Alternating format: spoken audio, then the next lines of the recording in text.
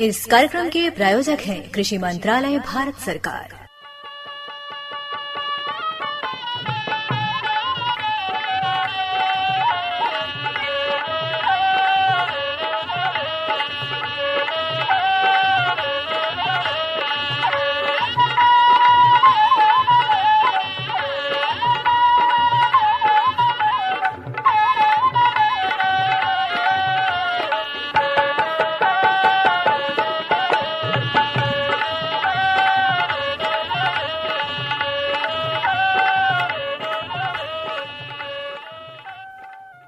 भैया बोला जय जवान जय किसान। और गौरी भैया बताओ का हाल चाल। भोला भैया आज फिर एक बार हम लोग का बैठकी लग गई, जौना का नाम है किसान वाड़ी। हम लोग देखें शामिल हो गए, जुट गए जा समय से, और सब किसान भैया लोग भी जुट गए। बिल्कुल बिल्कुल बिल्कुल। तो इस समय जौन बाकी जनवरी के महीना चली रहा है, इसने में जौन बाकी पाला से सुरक्षा के खातिर रबी फसलन जैसे गेहूं, सरसों, मटर के देखभाल करब बहुत जरूरी हो गई है, और सिंचाई, खरपतवार नियंत्रण भी करब बहुत आवश्यक है और हो भी रहल बा। अब ये समय प्याज के रोपाई या गेती, भिंडी, लौकी, कद्दू और केला जैसन सब्जियन के बुआई था, और जो है कि अपन शरदकालीन गन्ना के उर्वरक प्रबंधन भी कल जा रहा है। एक साथ साथ जनवा की हम लोग की जितना भी उर्वरक के बात आवाला तो हमें अगर हम लोग जनवा की ये घुलनशील उर्वरक के अगर प्रयोग करें तो कुछ ज्यादा फायदेमंद होला। तो का सलाह बाप? देखिए भोला भैया का होला कि जब हम लोग का बैठकी लगेला ना, तो जो अपन विशेषज्ञ भैया लोग होना उन लोग का हम लोग जानकारी लिहल जाला, और जो किसान भैया लोग होना उन लोग का अनुभव सुनल जाला। बिल्कुल। और ऐसे हम लोग खेती किसानी के काम आगे बढ़ावे में मदद मिल जाला। अब जैसे मान लें कि जो कहल गई है कि माटी के शोधन, बीज के शोधन, और जो अभी आप कहला है कि चाहे खाद, पानी, सिंचाई है, इस सब व्यवस्था सब आपके खेती के जो हवा जब बढ़िया रही, संतुलित रही, तो आपको खेती लहलहा उठी। बिल्कुल। तो ऐसे ही आज जैसे आप कहला है ना कि हम लोगों चर्चा करी जाए घुलनशील उर्वरक के बारे में। तो भोला भैया देखे घुलनशील उर्वरक का प्रयोग बहुत फायदेमंद है, काहे कि ई पानी में घुल करके आप पौधन के तुरंत और समान रूप से पोषक तत्व प्रदान करेला, जैसे फसल का पैदावार और गुणवत्ता बढ़त है। और उर्वरक जो पूरी तरह से पानी में घुल जाता है उनके घुलनशील उर्वरक कहल जाला। और आजकल लोग देखें कि पहले की तुलना में भोला भैया अधिक घुलनशील उर्वरक का उपयोग कर रहा हमें, काहे कि एकरे लाभ के समझ चुकल हमें अपन किसान भैया लोग। बिल्कुल, काहे से कि जल में घुलनशील उर्वरक आधुनिक कृषि में पोषक तत्वन के प्रबंधन, दक्षता, सटीकता प्रदान करला, और ये से पूरी तरह से घुलनशील जौन आप कहते हैं कि पानी में घुल जाला, ये सिंचाई प्रणाली के माध्यम से जौन बाकी कर पौधा तक पहुँचावल जाला। और हमें तरह तरह के सिंचाई जैसे टपक सिंचाई वगैरह के बात आवला, चाहे बौछारी सिंचाई के माध्यम से आवला। तो उनमें जौन बाकी सीधे घुलनशील दवा दे करके या खाद दे करके सीधे पौधा तक पहुंचावल जा सकला, काहे कि सीधे जड़ के पास ही पहुंच जाला और तुरंत उपलब्ध हो जाते हैं अपने पौधन के। बिल्कुल। तो फायदा तो है ही है ना। तो ऐसा ही देखे जो आप कहला हाँ घुलनशील उर्वरक के फसल और फसल के अवस्था की आवश्यकता के अनुसार दैनिक या वैकल्पिक दिन पर दिहल जाला। बिल्कुल बिल्कुल। घुलनशील उर्वरक का फसल और फसल के अवस्था के अनुसार से जब दिहल जाला तो जो है सौम में घोल के माध्यम से दिहल जाला, ए लिए जड़ पर उनका प्रतिकूल असर ना ही पड़त है। बिल्कुल। और एक जो बाकी घुलनशील उर्वरक के बहुत कुछ फायदा भी है। एक पद्धति एकदम सुविधाजनक भी है। हाँ, जिससे तेजी से पोषक तत्व के अवशोषण कर लेला है, और साथ साथ जो है कि फर्टिगेशन के लिए उपयुक्त हो, जैसे ड्रिप सिंचाई आप बात करें या स्प्रिंकलर सिंचाई के माध्यम से जौन बाकी सीधे पौधा के जड़ तक जौन बाकी ओकर पोषक तत्व पहुँच जाता, और सटीक पोषण भी हो जाला। और परड़ी छिड़काव जैसे पता के ऊपर छिड़काव करे के हो तो बौछारी के माध्यम से, ऐसे में भी जौन बाकी उचित मात्रा में जहाँ छिड़काव करे के वहाँ पहुँच जाये। बिल्कुल। उत्पादन का गुणवत्ता बढ़ जाता है, और साथ साथ पर्यावरण में अनुकूलन भी बनल रही। बिल्कुल। और हल्की मिट्टी में भी देखे फर्टिगेशन द्वारा अधिक उत्पादन प्राप्त कइल जा सकत है। बिल्कुल। तो ऐसे हम लोग के जौन बाकी सावधानी बरते के चाहे कि के तरीके हम लोग घुलनशील उर्वरक के प्रयोग करें और जौन बाकी अधिक से अधिक पर्यावरण के संतुलन करे में हाँ। सहभागिता हम लोग ले सकें। और देखें हम लोग बैठकी में शामिल हैं जा भोला भैया, तो बातचीत तो हम लोग और आगे कैल जाई, लेकिन आज हम लोग कौन कौन जानकारी या केकर मनसा शामिल कैले हैं जा ए बारे में चर्चा हो जा। तो आज का जौन जानकारी है ना भोला भैया, बिल्कुल कि भिंडी की उन्नत खेती जो एक रमेश भैया हुआ प्रगतिशील कृषक हुआ और अपन अचलो भैया हुआ उनसे बात कही हुई हाँ। का बात है तो शामिल किल गिल है। हाँ। और मन मनसायन भी सोहन प्रसाद मौर्य उनकर संगतिया भैया के होखी हाँ। समय पर, और जौन बाकी बाजार भाव रावटगंज मंडी के हाँ। बाबूलाल मौर्य भैया भेजले हवन समय पर उहो बाँचल जाए। हाँ। और तो कहाँ से शुरुआत करावल चाहते तो हम तो कहा भोला भैया कि सबसे पहले हम लोग ये जानकारी ये सुन ले जाके भिंडी की उन्नत खेती जो रमेश भैया से अचलू भैया के बातचीत बा, एक जौन कृषक हुआ प्रगतिशील उनके जबानी हम लोग सुनल जाए। बिल्कुल बिल्कुल सुनावे। नमस्कार किसान भाइयों और बहनों, आज हम एक ऐसे सब्जी फसल की बात करने जा रहे हैं जो कम समय में अधिक आय देने की क्षमता रखती हो, और वह है भिंडी की खेती। और भिंडी की खेती के लिए आज हमारे बीच में आकाशवाणी स्टूडियो में दुद्धी ब्लॉक के घीवही ग्राम से रमेश जी पधारे हुए हैं। रमेश जी, आपका आकाशवाणी स्टूडियो में बहुत बहुत स्वागत है। धन्यवाद सर। रमेश जी, इस समय अभी कौन कौन से फसल पर आप कार्य कर रहे हैं? हम सर अभी ज़्यादातर तो भिंडी का फसल उत्पादन करते हैं व्यावसायिक चलाने के लिए, व्यवसाय को अपना, लेकिन उसके साथ अदरक हो गया, टमाटर हो गया, ये भी खेती करते हैं ताकि जैसे और फसलों में कभी नुकसान हो जाए तो इसकी भरपाई कहीं से मिल जाए। लेकिन हम तो सर यही कहेंगे कि भिंडी सबसे कम लागत में अच्छा पैसा देता है, इसलिए हम इसका ज़्यादा खेती करते हैं सर। जी जी रमेश जी, अब हम ये जानना चाहेंगे, जैसे बहुत से अभी नए किसान हैं जी जो भिंडी की खेती करके जो है अपनी आय में थोड़ा सा बढ़ोतरी करना चाहते हैं। जी जी। तो भिंडी की जब खेती वो शुरू कर रहे हैं जी सर, तो ऐसे समय में उनको तैयारी, जैसे मिट्टी की तैयारी, जी जी, बीज किस प्रकार का बीज लें, तो इस प्रकार की तैयारी उनको करनी पड़ती है। जी। तो सबसे पहले आप मिट्टी या खेत की तैयारी कैसे करेंगे भिंडी की खेती के लिए?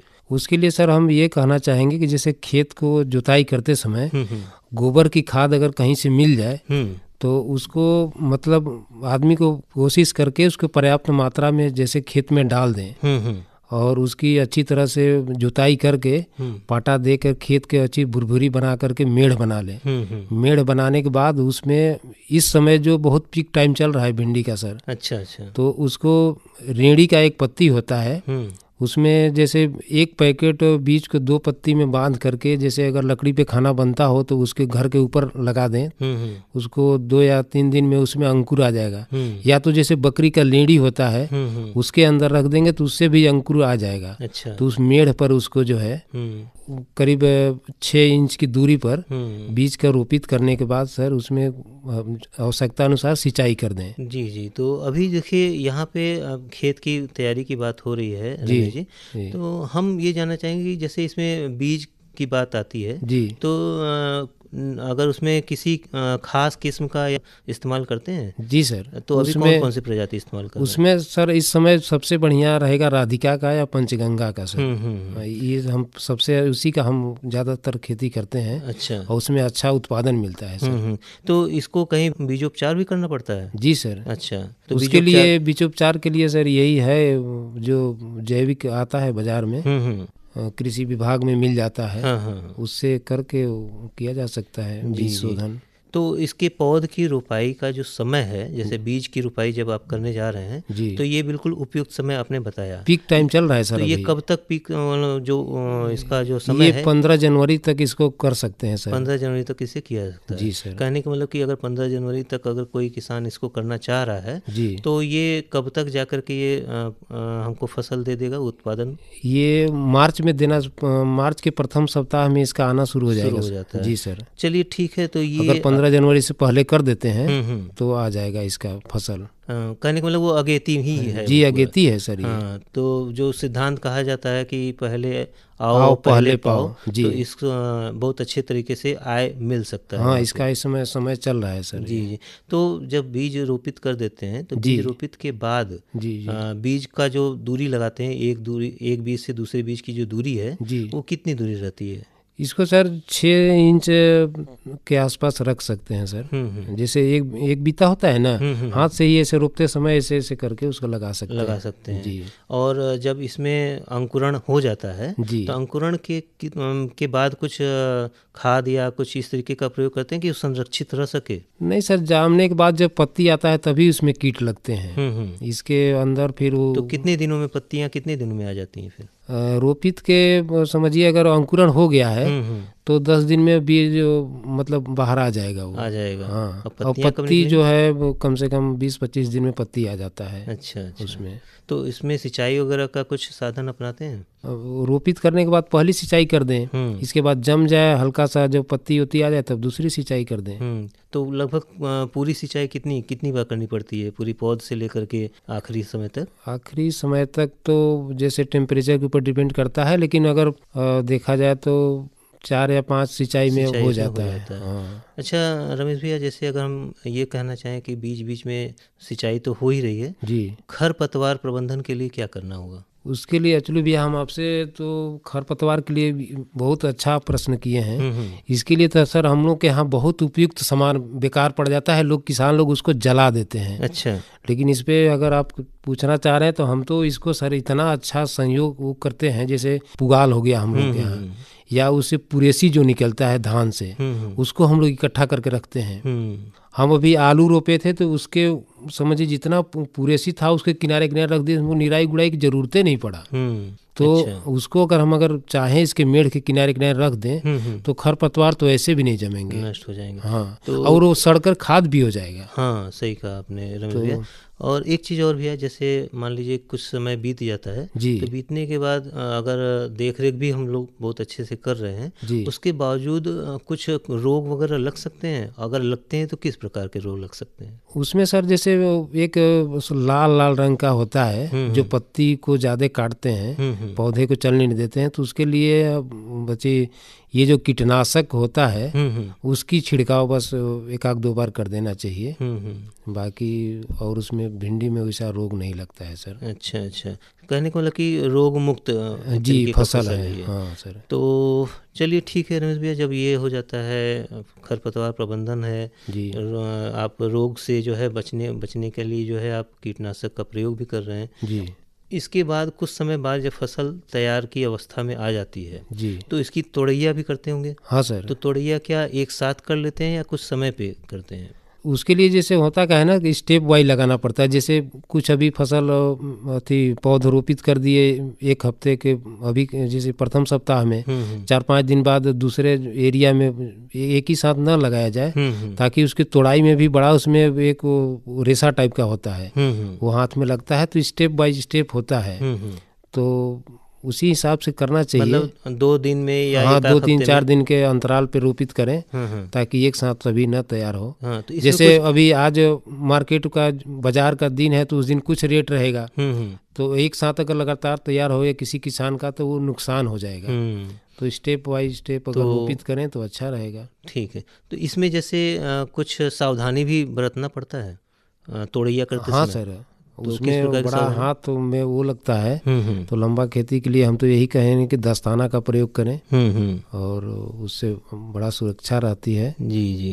तो रमेश भैया एक चीज़ और पूछना चाहेंगे, मन में एक सवाल ये आ रहा है कि जैसे मान के चले कि फरवरी के लास्ट में या मार्च की शुरुआत में फसल जो है बाज़ार में आना शुरू हो जाएगा। जी जी। तो जब ये आता है तो वहाँ तक सीधे जो आते हैं एफपीओ के पास जा करके उसको बेचना पड़ेगा? नहीं सर, अच्छा, अभी हम लोग के यहाँ सर वो बिंडमगंज में मंडी बहुत अच्छा इस समय चलता है वहाँ पर। अच्छा। वहाँ पे सुबह 6-7 बजे आदमी ले जाता है, स्वयं ले जाते हैं? हाँ, स्वयं तोड़ के ले जाते हैं और वहाँ 1 घंटे का मंडी लगता है, लेकिन वहाँ पे सारा चीज़ बिक जाता है हम लोग को अच्छा रेट से। अच्छा मिल जाता है। या दूध ही ले आते हैं, दूधी मंडी भी है वहाँ भी। जैसे कुछ किसान का ये कहना होता है कि कई बार ऐसा होता है कि हम ले जाते हैं पूरी अच्छी तरीके से, अगर बिकवाली नहीं हो पाती है तो उसको भंडारण में समस्या आती है अलग अलग फसलों में। क्या भिंडी में भी भंडारण के लिए कुछ विशेष? नहीं सर, अभी तो हम लोग के इसका कोई वो नहीं है। जी जी। अभी तो हम लोगों को यही है कि उसको थोड़ा सा, जैसे जहाँ 30 का बिकना है तो नहीं होगा, ज़्यादा भिंडी आ गया तो 25 को ही बेचना है, लेकिन बेच करके ही आना पड़ता है। यही होता है। लेकिन इस समय का लगा हुआ भिंडी 30 का ऊपर ही जाएगा, 40-50 तक बिकता है। तो इस समय हम तो किसान भाइयों से यही कहना चाहेंगे कि 15 जनवरी से पहले इसका किसी तरह मतलब तैयारी करके इसका रोपित कर लें और उसमें अच्छा पैसा मिल सकता है इसमें। जी जी। तो रमेश भैया देखिए, आपने कई तरीके की बातें बताई, बीज रोपण से लेकर के बिल्कुल फसल तैयार होने तक की बातें बताएं। इसमें कीट रोग प्रबंधन कैसे करना है जी, खरपतवार प्रबंधन कैसे करना है जी, इसके बाद बाजार में भी उसको तोड़ते समय क्या क्या सावधानी रखनी है, ये सारी बातें आपने बताई। जी। हम चाहते हैं कि कुछ चलते चलाते कुछ अपने किसान भाइयों से आप कुछ कहना चाहें जो कि किसानों के हित में हो। हम तो किसानों के हित के लिए यही कहेंगे कि भिंडी का खेती जैसे राधिका पंचगंगा का बीज बाजार से ले करके और इस समय इसकी रोपाई कर दें और रोपाई करने के बाद निश्चित है कि इसका अच्छा उनको पैसा मिलेगा। कहीं भी किसी बाजार में बेचेंगे तो इस समय मतलब भिंडी खेती करके आदमी खुशहाल रह सकता है और अपने आय का स्रोत इससे मतलब बना रहेगा। बिल्कुल, कहे कि मतलब ये है रमेश भाई कि जैसे ये बिल्कुल ताज़ा बिकने वाली सब्जियां हैं जी। और जाते ही जो है ये हाथ हाँ, बिक तुरंत जाता ही है। ऐसा लुभावना चीज है कि लोग हर आदमी इसको ले करके बाजार में जो है लेने का, उस समय गर्मी का समय आ जाता है हरा सब्जी खाने का, तो इसलिए ये बहुत अच्छा। तो इसका भुजिया भी लोग खाते हैं, सब्जी भी बना के खाते हैं, इसलिए भिंडी जो है बड़ा इसकी अच्छा, मांग हमेशा बनी हमेशा रहती बना है रहता पूरे है। 12 महीने। और शादी ब्याह के लगन में ऐसे भी इसका वो कई तरह का व्यंजन बनता है। जी जी। तो रमेश भैया देखिए, आपने इतना अच्छा बात बताया। जी। अगर किसानों को किसी तरीके की कोई दुविधा होती है भिंडी की खेती करने में, जी तो अगर आपसे वो कुछ सवाल अगर पूछना चाहेंगे कभी भी इससे संबंधित, जी, तो अगर आप अपना मोबाइल नंबर हो तो किसान भाइयों को बता सकते हैं। अवश्य बता सकते हैं सर। बताइए। मेरा मोबाइल नंबर है सर 9450 32 0054। फिर से एक बार बता दीजिए। 9450 32 0054।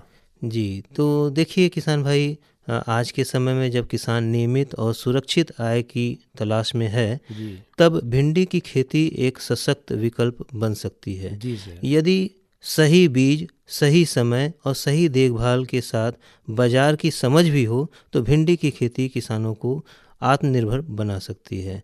तो इतनी अच्छी जानकारी के लिए रमेश भैया आपको बहुत बहुत धन्यवाद। धन्यवाद आपको भी सर। अरे अरे अरे क्या कर रहा है? इधर इधर इधर, हम बोल रहे हैं तेरे बीजू का। उतला बोल रहा है? हाँ, पक्षियों से तो हम खेत को बचा लेते हैं, पर इन घातक रसायनों से कैसे बचाएं? मतलब? देख बेटा, तू जो ये अंधाधुंध रसायन मिलाता है ना, मिट्टी की सेहत बिगड़ने लगी है और जब माटी ही कमजोर पड़ जाएगी तो उपज कैसे सेहतमंद होगी? अरे पहले ऐसा नहीं था। पूछना अपने बड़े बुजुर्गों से, कैसे फसल लहलहाती थी, शुद्धता झलकती थी। हाँ, माटी भी तंदुरुस्त और लोग भी। अरे अब पहली वाली बात कहाँ?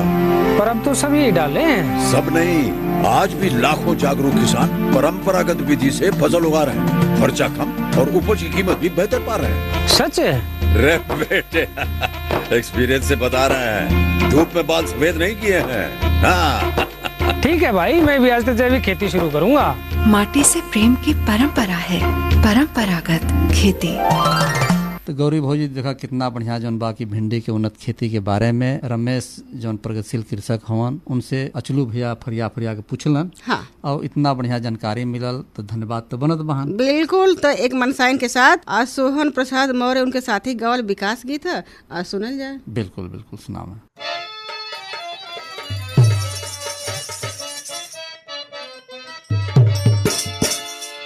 अरे किसान मोरे बिरना देशवा किसान हो, किसान मोरे बिरना।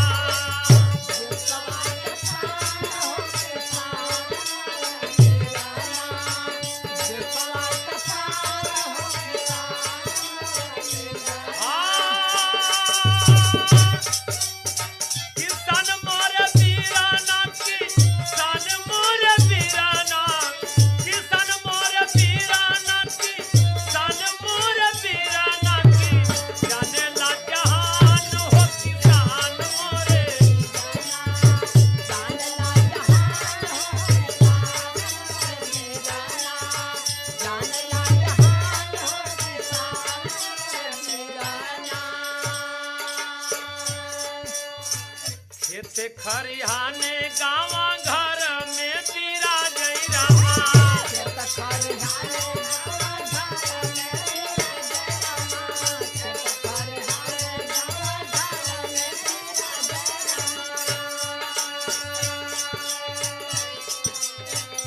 किसानी पगड़िया अपने सिरावा पे साजय रामा किसानी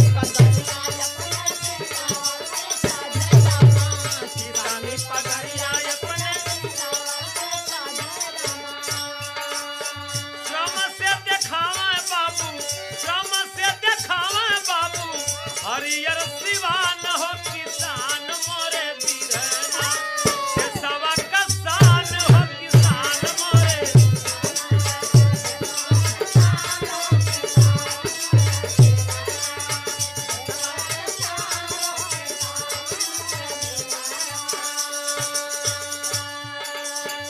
एक और भैया बाट देश का पहरुआ रामा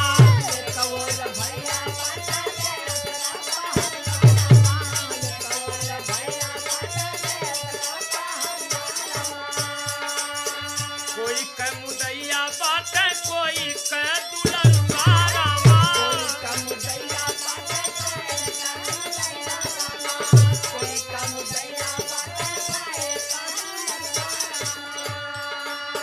सुख और दुखावा में होला नित बिहान हो किसान मोरे बीरना से सवा कसान हो किसान मोरे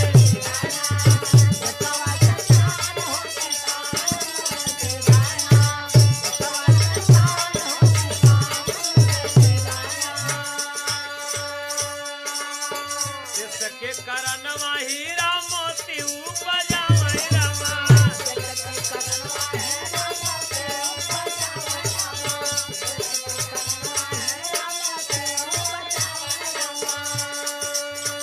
एकताया खंडता कनारा वाला गाँव ही रमा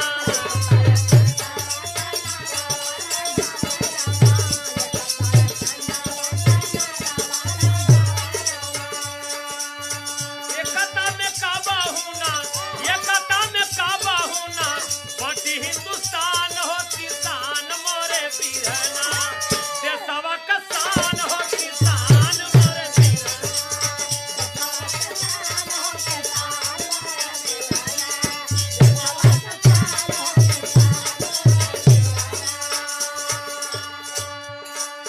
गुलबाया नेक लेकिन गुलशन एक रामा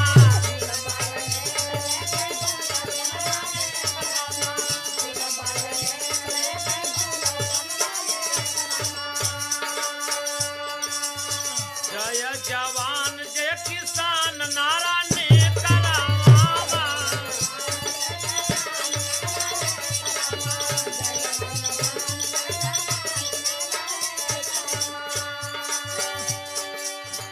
शास्त्री का गूंजे सोहन नरवा महान हो किसान मोरे बीरना देशवा कसान हो किसान मोरे बीरना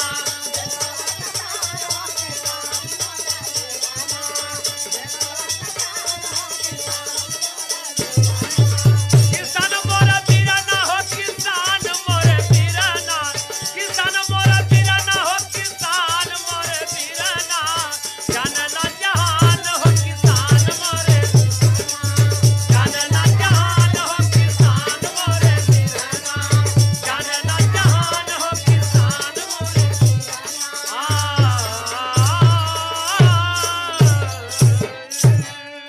हर जोखिम से निकल कर फसल आए सुरक्षित हो जाए फसल बीमा से हर किसान अब आत्मनिर्भर हो जाए। संकट के समय प्रधानमंत्री फसल बीमा योजना किसानों के लिए वरदान है। अब सूखा पड़े या बाढ़ आ जाए कोई डर नहीं, अब ओले पड़े या कीट पतंगे फसल खा जाए कोई फिक्र नहीं, क्योंकि हमने लिया है प्रधानमंत्री फसल बीमा। बुआई से फसल कटाई तक हर जोखिम का दावा, न्यूनतम प्रीमियम पर अधिकतम भुगतान का वादा। योजना से हर साल जुड़ रहे हैं 5 करोड़ से ज्यादा किसान। अब आपकी है बारी। नजदीकी कृषि कार्यालय, सहकारी समिति, बैंक शाखा, अधिकृत बीमा कंपनी या जन सेवा केंद्र में स्वेच्छा से करा सकते हैं पंजीकरण। फसल बीमा पोर्टल या फसल बीमा ऐप द्वारा भी कराया जा सकता है पंजीकरण। प्रधानमंत्री फसल बीमा योजना आपकी फसलों का संपूर्ण सुरक्षा कवच। कृषि एवं किसान कल्याण मंत्रालय, भारत सरकार। सरकार। और जहाँ देखा गौरी भौजी कितना बढ़िया जौन बाकी सोहन प्रसाद मौर्य उनका संगतिया भैया मन मनसायन करौलन। हाँ।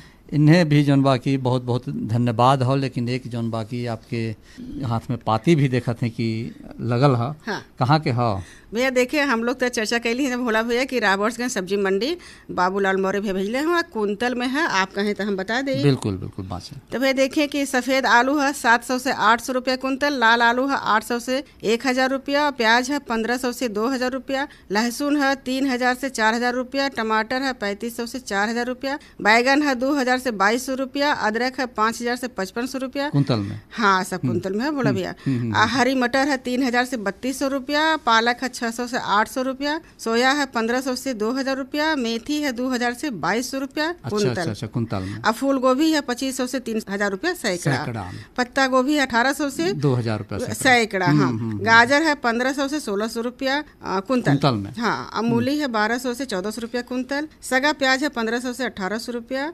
धनिया है 3000 से 4000 रुपया कुंतल, मिर्चा है 3500 से 4000 रुपया, नींबू है 150 से 200 रुपया सैकड़ा। और ये रहल रावटगंज मंडी के बाजार भाव। हाँ। और भेजले रहन बाबूलाल मौर्य भैया, इन्हें भी बहुत बहुत धन्यवाद बा। बिल्कुल। तो अब लेकिन साथ साथ गौरी भौजी देखा इसमें जौन बाकी हम लोग तरह तरह के युक्ति जौन अपनावल जात बा खेती किसानी करे के, तो वो में अक्सर आदमी सोचला कि जौन अधिक खपत लग रहा है हमन के खेती करे में, जैसे कि रासायनिक खाद, रासायनिक दवा, रासायनिक उर्वरक वगैरह, तो एमे जौन बा कि ओके कम हम लोग कैसे करें जा ताकि कम लागत लगे और अधिक उत्पादन हो। एक खातिर जौन बा कि कृषि वैज्ञानिक लोग के माध्यम से, चाहे तो जौन विशेषज्ञ हवन उनके माध्यम से, चाहे जागरूक किसान हवन उनके माध्यम से। हाँ। ये सलाह देवल जाता हो कि जैविक खेती अगर आप करी हैं तो उसमें भाई बात आवला कि कैसे जैविक बनी, तो कहना हो कि कूड़ा कचरा जोड़ के हाँ।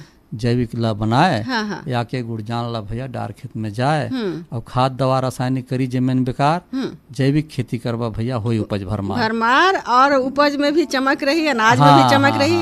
आप जब खाई हैं तो आपके चेहरा पर भी चमक आई। बिल्कुल पौष्टिकता से भरपूर जब अनाज उत्पादन हुई तो निश्चित रूप से जौन बाकी हम लोग के तो जौन चमक रही रहबे करी और जौन मनुष्य लोग खाइए पिए हमें रहबे करी। लेकिन जहाँ आज दूध भी हम लोग के मिलत बहान, उनमें भी जौन बा कि ये रासायनिक खाद दवा के वजह से जौन आहार पशु ले रहल हवन, ओहो में जौन बा कि विषाक्तता बहान, तो वहाँ भी जौन बा कि दूध में भी अच्छा पौष्टिकता रही, ओहो के हम लोग लेवल जाए तो वो जौन बाकी अच्छा रही, जौन पशु आहार ली हैं उनके लिए भी। बिल्कुल। तो चलत चलावत बहुत अच्छी बात हरला है अपन भोला भैया कि हम तनी से 2 मिनट ले कि सही बात है कि अपन जो जमीन है, जमीन ही उपजाऊ ना रही है, उन्हें के धीरे धीरे रासायनिक खाद से अगर बंजर कर दी है तो जौन पैदा हुई अनाज दलहन तिलहन साग सब्जी हम लोग तक पहुँची, जौन छिलका रही कचरा रही पशु तक पहुँची। तो कुल कहला का मतलब धरती माई से लेकर के और चाहे पशु प्राणी हो चाहे हम लोग रह जा,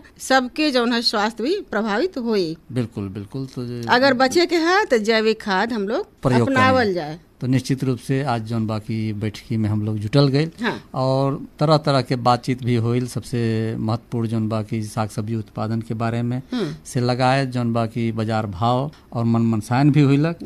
अब घड़ी की सुई भी इशारा करत हो कि हम लोग के बैठकी है समेटे के चाहे, फिर अगला दिन अगले जानकारी के साथ मुलाकात हुई। तो चले जाए। भैया बोला जय जवान जय किसान।